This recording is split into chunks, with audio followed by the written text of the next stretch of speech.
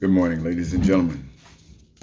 A few moments ago, maybe 2 o'clock. It's about 2:45 now.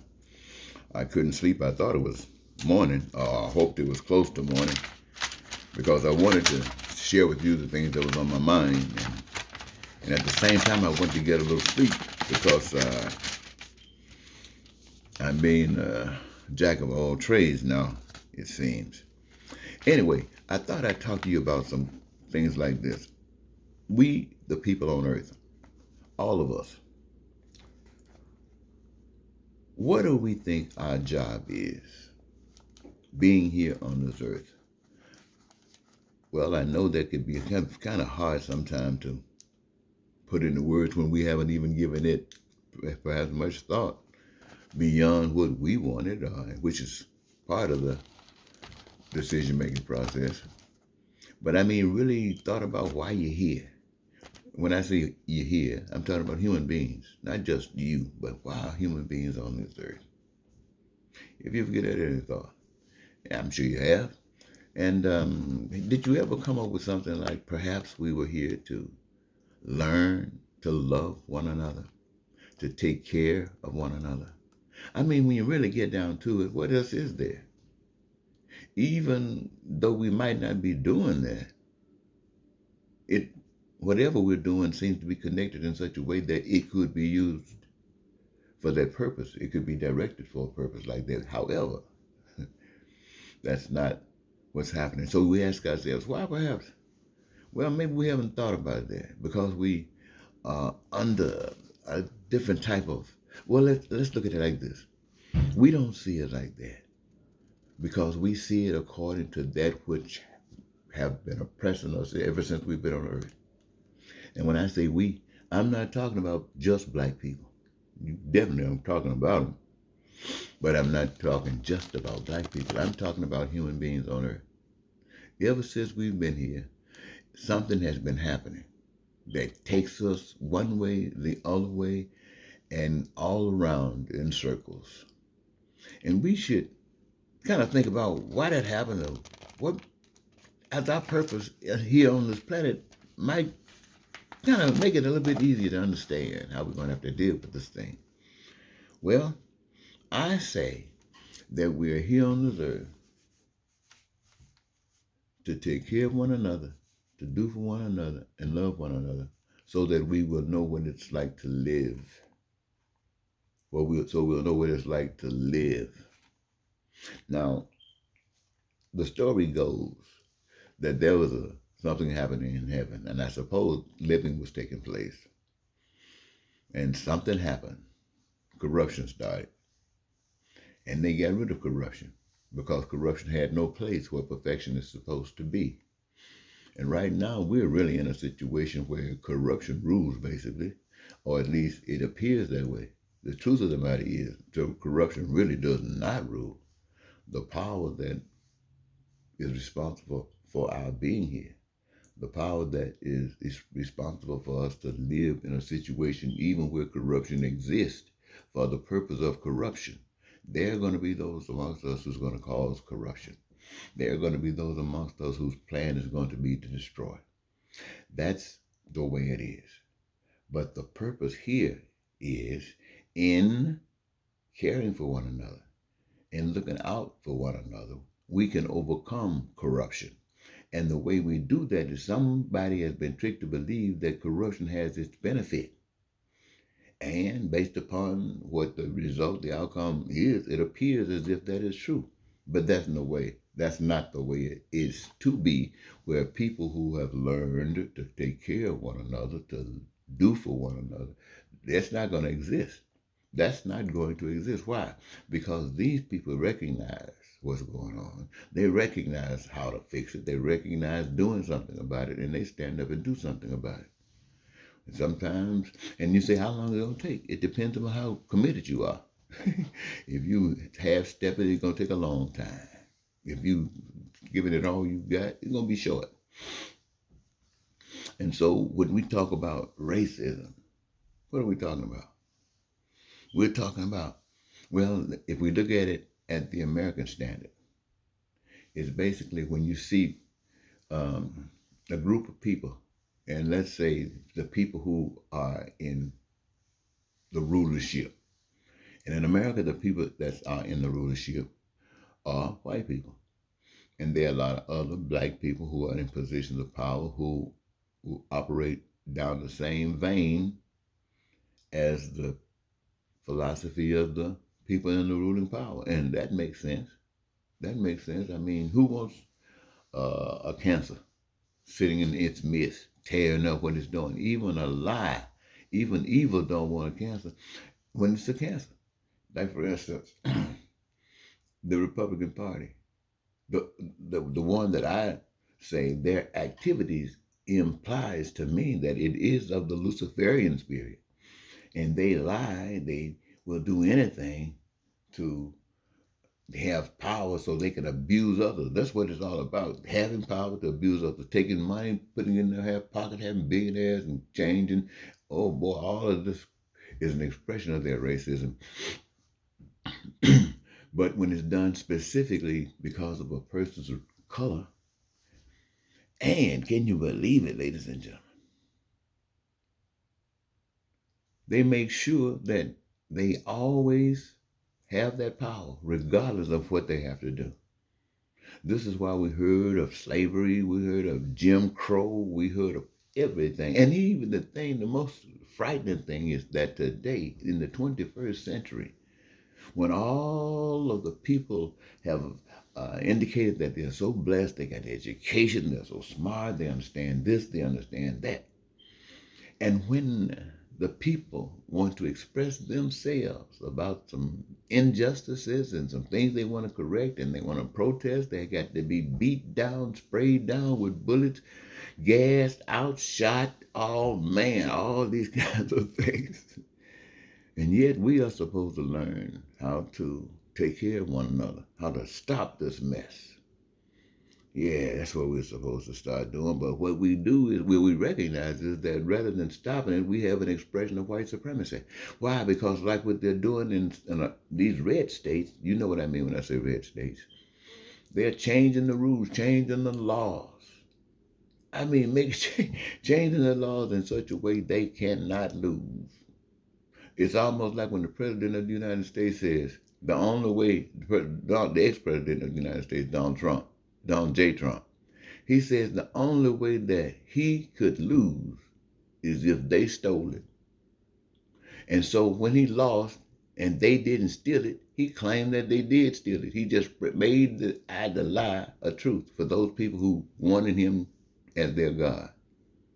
He just, to the extent they were willing to tear down the nation, committed Donald J. Trump. Well, see, he and his folks, they wanted something, and they wanted it really bad. These extremes that they would go to people that are being oppressed by them. They would always make laws and always do things to oppress them. I heard a white guy say on a show about some slavery show. I can't think of the name of it right now.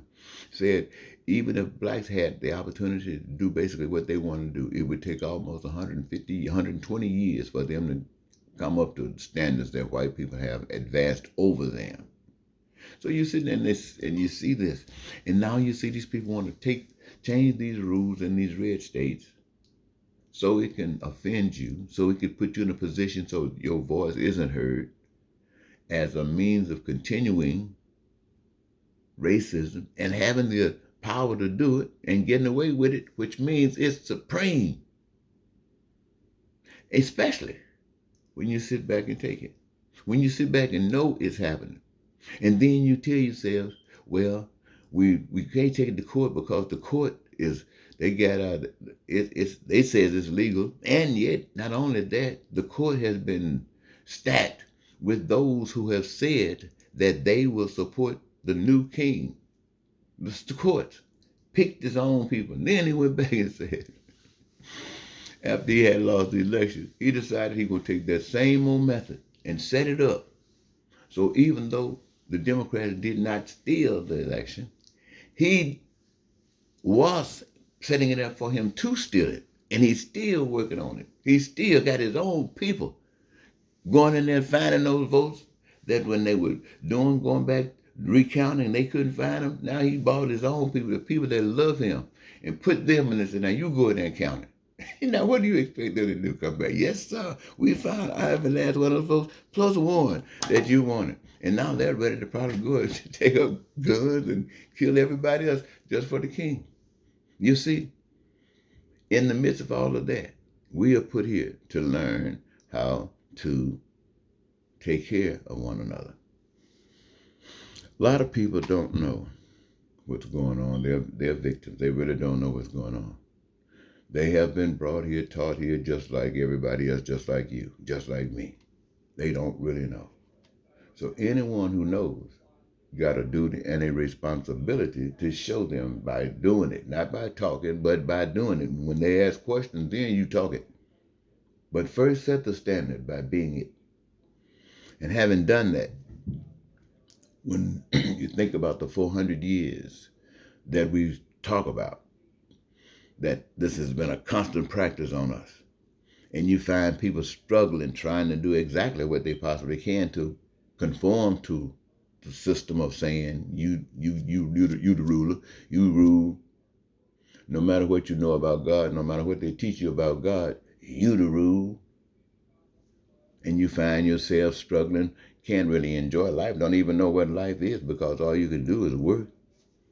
And any fun you have, you got to make it quick, because you got to get back to work for that little amount of money that you got to pay big prices for to acquire those things that are essential for survival, that have been given to you freely by the almighty power that put life on this earth, that put us as human beings on this earth, so we can learn how to take those resources, use those resources, and meet all of our needs, all of our wants, and all of our desires for the sole purpose of being happy, for the sole purpose of being peaceful, for the sole purpose for being free, the sole purpose for being joyous, the sole purpose of our dreams coming true, and knowing that we, each of us, knowing who we are and what our purpose is, have connected ourselves to one another. And now we're exercising that one gift that we have been given and engaging it in the process of making sure that everything I just said comes true.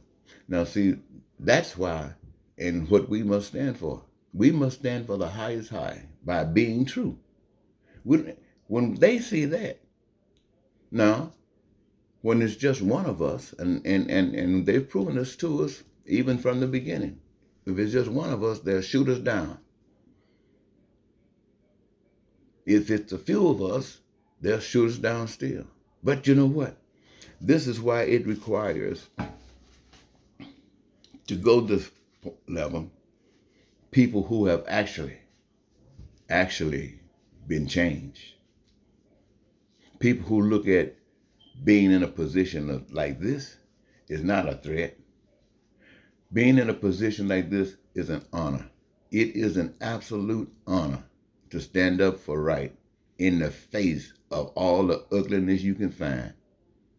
It is an absolute honor. That sounds foolish to those who have no compassion and love for others.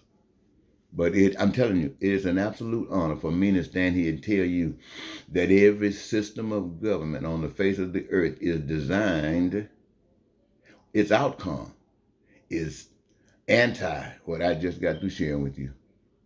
Now, they will swear that what I just got through saying is what their purpose is, but nowhere does it work.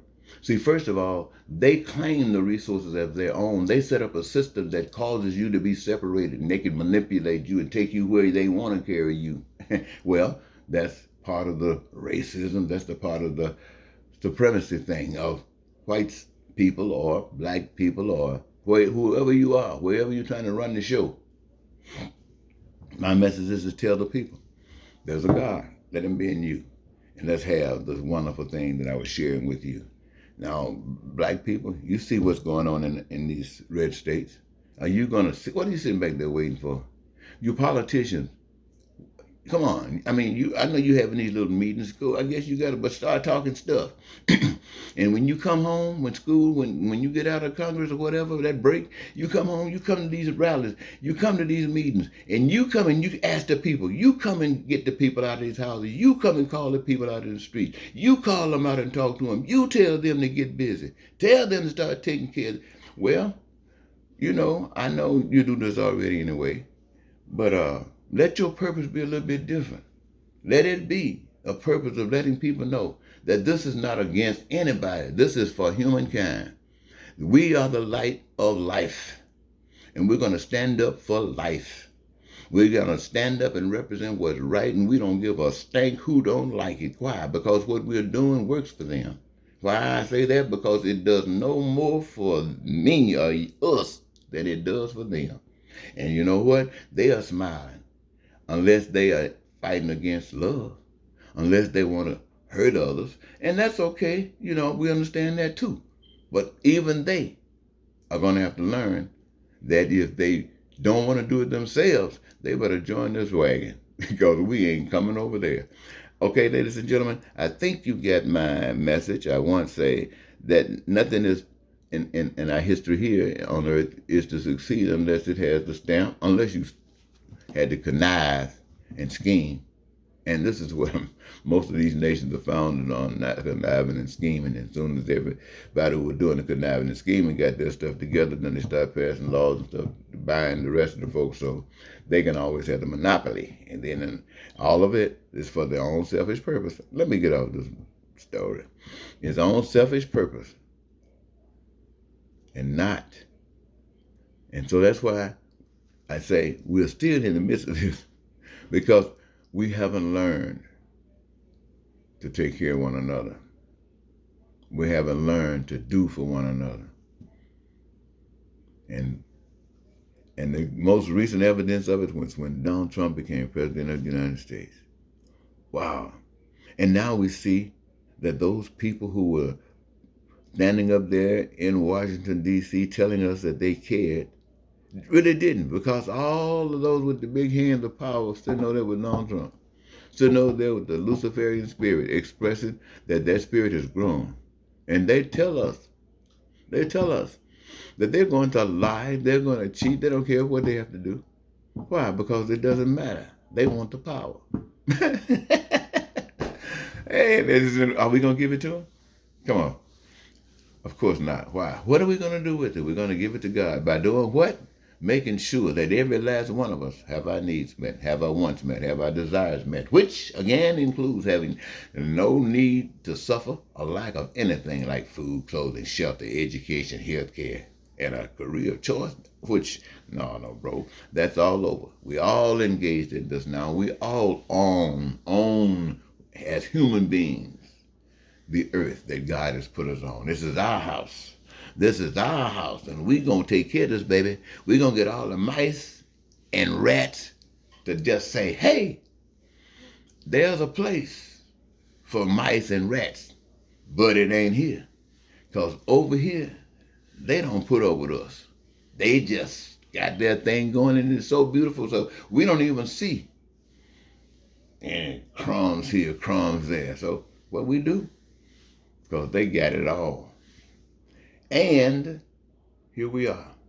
They go someplace else to live amongst themselves until they learn to be what they were made to be. And who knows, they might leave in here, go exactly to the place they're supposed to be. Until next time, ladies and gentlemen, let me stop 18 minutes of soul searching with my brothers and sisters this early in the morning time. Now I can turn you on and I can go back and lay down and hopefully get some sleep. I have done something for my expression of love for you, and I'm glad I feel good. Till next time, Eddie Marcus say goodbye, good night.